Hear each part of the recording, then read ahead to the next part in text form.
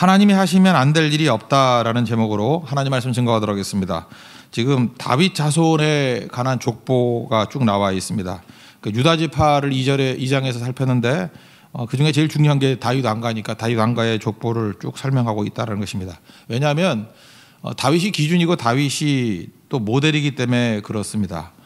그런데 여기서 이제 보여주는 핵심은 뭐냐 하면은 그 다윗의 아들 중에 이렇게 겉으로 화려한 아들들이 있거든요. 겉으로 화려한 아들들은 다 망했고 굉장히 초라해 보이고 아무것도 아닌 것 같이 보이지만 하나님의 은혜를 구했던 부분에서는 하나님께서 거기에 생명을 주시고 승리를 주시더라.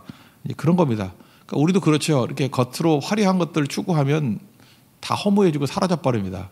근데 하나님을 사모하고 하나님을 붙드는 뭐 그런 거로 나가야, 은혜 붙들고 나가야 승리할 수 있다라는 것입니다. 우리 아들, 그 화려한 아들들 한번 볼까요? 3장 1절부터 4절까지 한번 다 같이 읽겠습니다. 시작.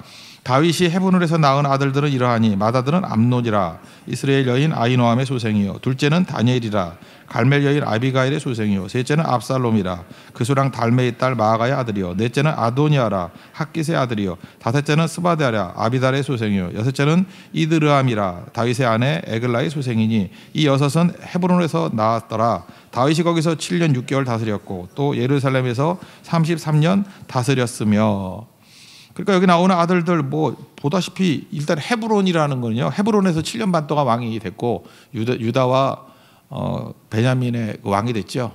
그리고 예루살렘에 가서 33년 동안 총 40년 동안 이스라엘의 왕이 되었습니다. 그런데 헤브론에 있을 때는 아들들이 주로 화려하고요, 예루살렘 가서 낳았던 아들들은 되게 초라하다는 것입니다. 헤브론이 어떤 것입니까? 헤브론, 우리 뭐 갈렙이 이산지를 내게 주소서 하고 여호수아 14장에서 얻었던 땅이기도 하지만 뿌리 찾아가면 어디예요? 아브라함이 제일 먼저 와가지고 예배 드렸던 데고, 우리 이 동네가 어디라고요? 모래 상술이 그게 헤브론이에요. 우리 상수가 이게 무서운 데라고, 그죠? 아브라함이 처음 예배 드릴 때 상수리 나무, 그때 그 상수, 우리 상수동에 있잖아요, 그죠? 이게 되게 의미가 있는 건데, 이게 역사적인 자리에 헤브론, 막벨라 굴이 어디 있어요? 헤브론에 있어요. 그래서 이스라엘의 족장들이 죽으면 막벨라 굴에 다 묻히게 되었고, 야곱에 여러 아내가 있었지만 하나님은 조강지처만 쳐준다 그랬잖아요, 그죠? 그 못생기고 뭐 사랑 못 받은 것 같이 보이지만 레아가 정통이에요. 레아만 막벨라 굴에 묻히게 되었다.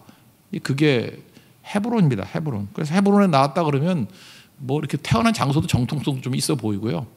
그 다음에 여기서 지금 예루살렘 그러면 나중에 예루살렘이지, 다윗이 여부수족한테 뺏어가지고 처음으로 수도 옮긴 데예요. 그러니까 황무지 같은 곳이었다고요. 그러니까 헤브론은 정통성 있고 옛날 그 수도, 옛날 아주 중심지. 그리고 예루살렘은 이 당시만 해도 그렇게까지 대단한 건 아니었을 때였다고요. 그러니까 여기서 태어난 아들들 그러면 뭐 역사상 이름 남죠. 암논, 그 뭐 대단한 첫 번째 아들이니까 대단하지 않습니까? 근데 그 뭐 이복 동생 다말 뭐 범하다가 또 얻고 난 다음에 버리고, 그러니까 여자 죽고 막 그러잖아요, 그죠?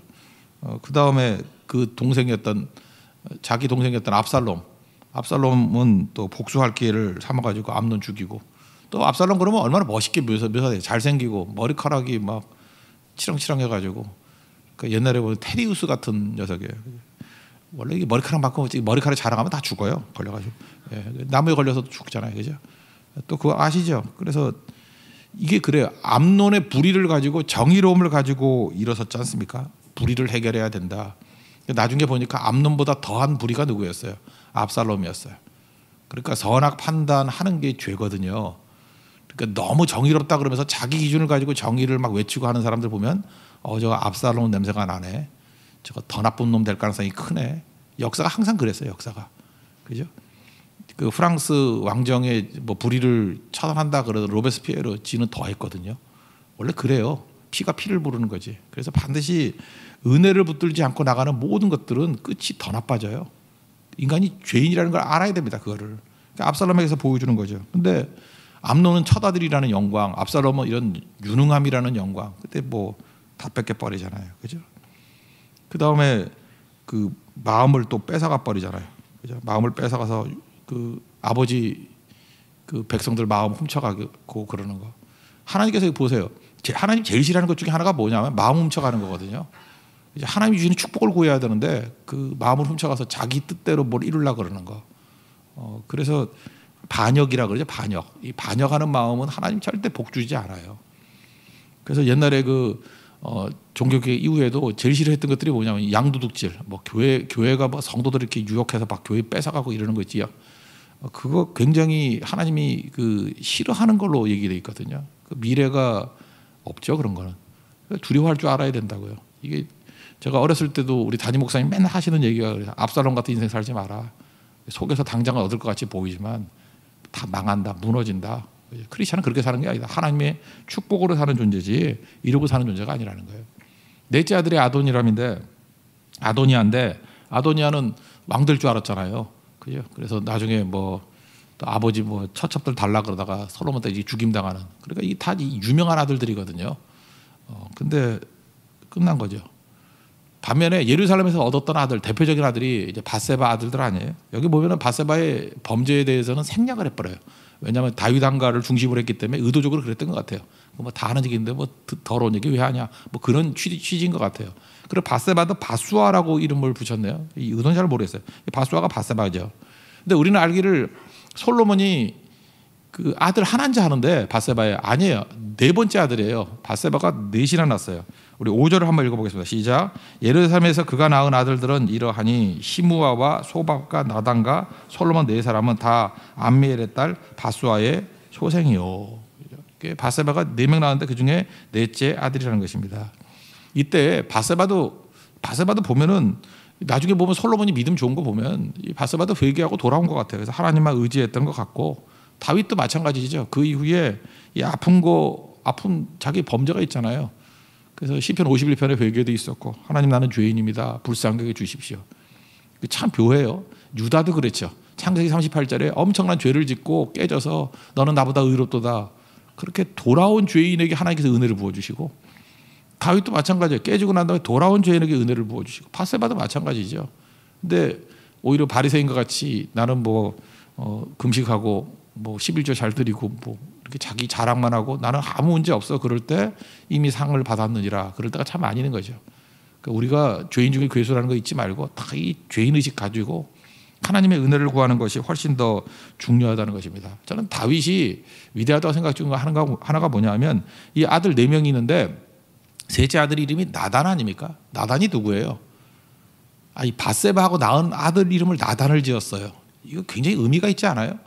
자기가 밧세바와 범죄하고 난 다음에 그 지적하러 나온 선지자가 나단 선지자 아니에요?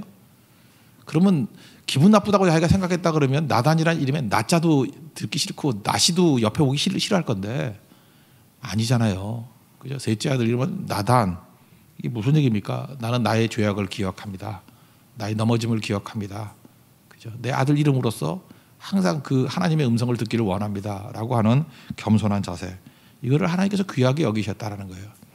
자꾸 이렇게 화내거나 회피하거나 그럴 게 아니라 하나님 앞에서 낮아지면 낮아질수록 나쁠 거 하나도 없다는 것입니다. 그러면 하나님께서 은혜를 주신다는 거예요. 그리고 소실의 자녀가 또 9명이 있는데 저는 이 9명의 자녀들도 의미가 있다고 생각해요. 6절부터 9절까지 한번 읽겠습니다. 시작.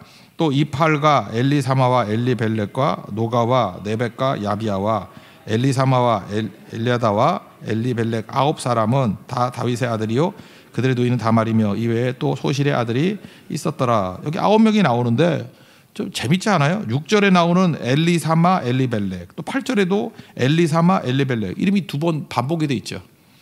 이거는 내가 주석을 찾아보니까 그렇게 돼 있대. 그러니까 아마 여러 명의 여자들한테 낳은 것 같은데 일찍 죽은 것 같대. 엘리사마 엘리벨렉. 옛날에 어렸을 때도 많이 죽고 그러잖아요. 그죠?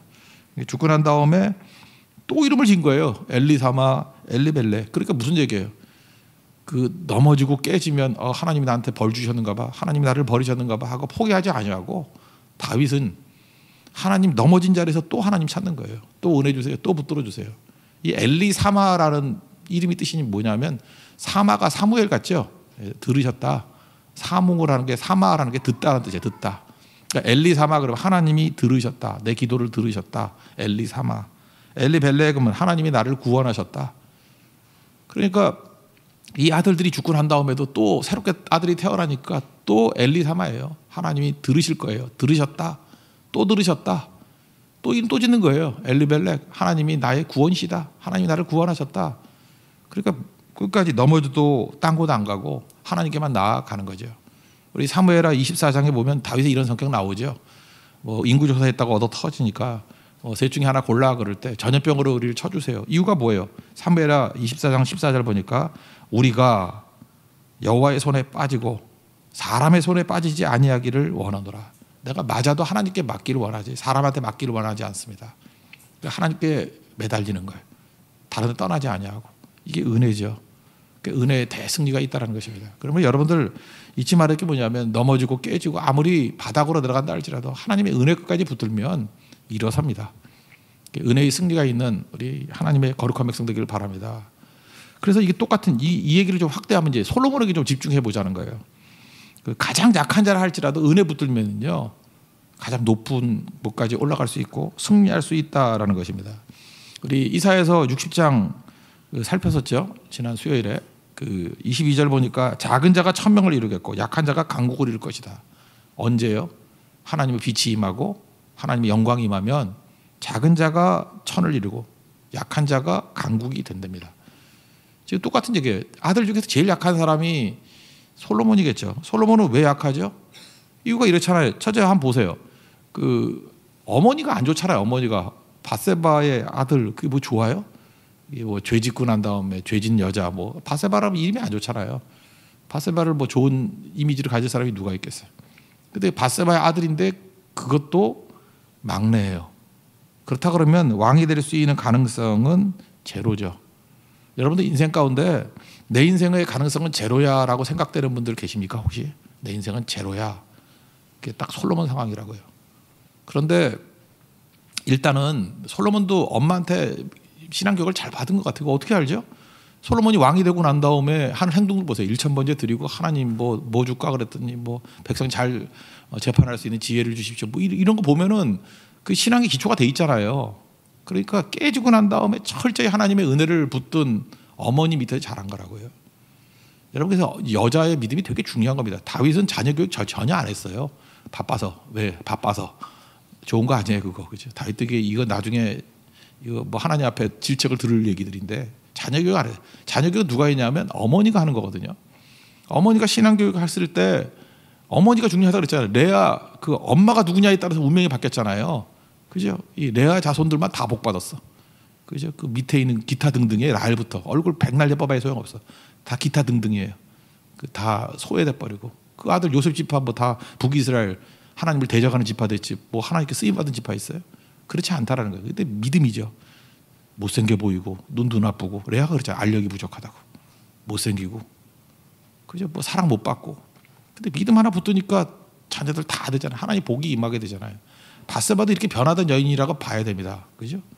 변화가 되잖아요. 하나님 은혜를 붙들고 그리고 하나님이 가능성은 제로지만 믿음이 있으니까 나단 선지자가 열왕기하 1장에 보면은 솔로몬 그 약속한 게 있으니까 들고 나가라고 하나님 약속이 있으니까 다윗에게 나갔더니 하나님께서 다윗의 마음에 감동을 주셔서 솔로몬에게 왕위를 넘겨주잖아요. 이거 믿음 아니에요? 아니 그 쟁쟁한 아들들도 많이 있는데 아도니아라는 쟁쟁한 아들도 있고 자기는 그 초라하고 어떤 부끄러운 아들이고 막내고 가능성 없잖아요. 근데 나단 선지자가 주는 말씀 붙들고 확신 가지고 나아갔더니 하나님께서 은혜를 주시더라는 거예요. 이게 너무 중요한 거죠. 우리도 하나님 앞에서 이런 모습이 꼭 있어야 된다는 것입니다. 자격은 딴 게 자격이 아니에요. 하나님께서 은혜 보고 주시면 이길 수 있다. 솔로몬 보고 우리도 어떤 단계에서든지 일어설 수 있는 우리 하나님의 종들 되길 바랍니다.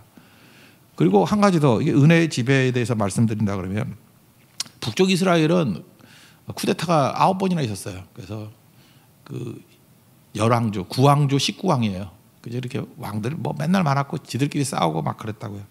근데 남쪽 유다는 쭉 연결이 되지 않습니까? 그죠? 그래서 오늘 그 16절부터 쭉 보면은 그 왕조들이 연결되는 게 10절부터 16절까지 이 왕조들이 쭉 연결되는 게 나와요. 거기 보니까 다윗까지 포함해서 21명의 왕이에요.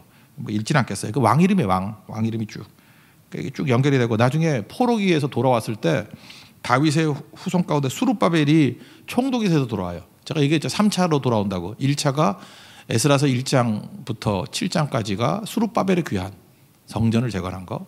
8장부터 2차는 에스라를 통한 귀환. 이때는 하드웨어 만들었으니까 소프트웨어, 레위인들 돌아오는 거예요.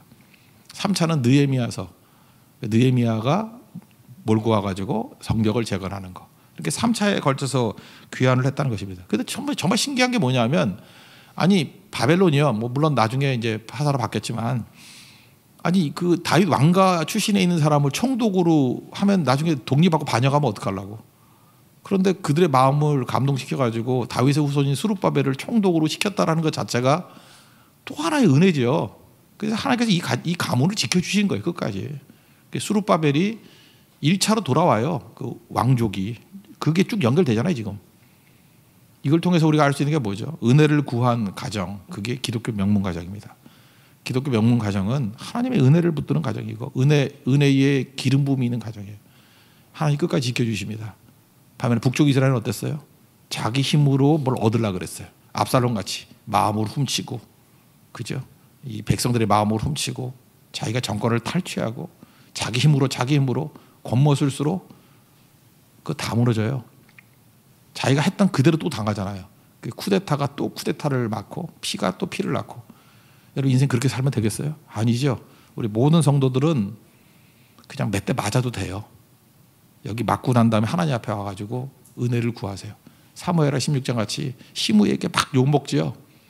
시므이 잡아 죽이려고 그러지 말고 그거 들고 하나님 앞에 나가는 거예요. 하나님 이 원통함 때문에 하나님께 내게 선을 베풀어 주시기를 원합니다. 그래서 실제로 하나님께 선을 베풀어 줬어요, 안 베풀어 줬어요? 베풀어 줬죠. 압살롬 문제 다 해결돼 버리고 오히려 민심이 다 모이게 돼 버리고, 사실 그 아픔과 상처 때문에 다윗의 왕국이 더 강건해지고, 하나님께서 그 후손들 얼마나 잘못된 게 많았습니까? 그럼에도 불구하고 끝까지 지켜주시는 은혜가 있더라는 것입니다.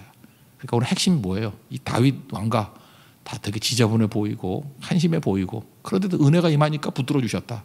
또 하나는 뭐예요? 그래도 나름 똑똑하다 그러고 겉으로 화려해 보이는 왕자들이 있었는데 그놈들 다 한 도매급으로 다 버림받은 애들이었고, 가능성 제로 있고 가장 불쌍하고 가장 수치 있고 뭐 말도 안 되는 바세바의 아들, 그것도 막내 아들이 솔로몬이 왕이 됐다는 거 뭐예요? 가능성 제로인데 하나님의 은혜가 임하고 말씀 붙으니까 이렇게 세워 주시더라. 그리고 그 가문을 지켜주시더라. 오늘 하나만 붙들면 되죠. 우리 가정도 다윗의 가정같이 되게 해 주십시오. 하나님 내 인생도 다윗과 같은 은혜가 지배하는 인생 되게 해 주십시오. 그럼 능히 승리할 수 있다는 것입니다. 약해도 은혜 붙들면 승리합니다. 믿습니까? 그 은혜를 쓰는 하나님의 종 되기를 축원합니다. 자리에서 일어나겠습니다. 주의 손에 나의 손을 포개어 찬양하겠습니다.